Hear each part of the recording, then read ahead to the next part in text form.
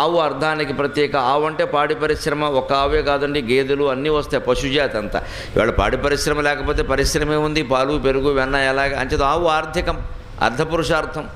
వెనకటి రోజుల్లో అయితే గోవుల్ని ధనంగా భావించేవారు. గోధనం, తెలుగులో ద్వంద్వ సమాసాలు ద్విగు సమాసం అంటారు. ద్విగుహు అంటే 2 ఆవులని అర్థం.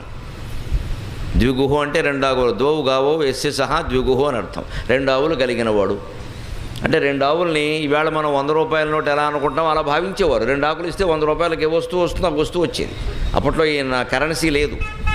బంగారు నాణ్యాలు అందరికీ దొరకవు, రాగి నాణ్యాలు ఏమో చాలా చిన్నవి విలువలో. అందుకని గోవుల్ని ధనంగా ఉపయోగించేవారు. అలాగే ద్విగుహు, పంచగవం 5 ఆవులు ఇస్తే ఒక వస్తువు వచ్చేది. అలాగే శతగవం 100 ఆవులు ఇస్తే ఓ ఇల్లు ఇచ్చేవారు. బార్టర్ సిస్టమ్, వస్తు మార్పిడి పద్ధతి. అందుకే ఆ రోజుల్లో గోదానాన్ని చాలా పుణ్యమైన విశేషంగా చెప్పారు. గోదానం అంటే ధనదానమే, గోవులు ఇస్తే ధనం ఇచ్చినట్టే.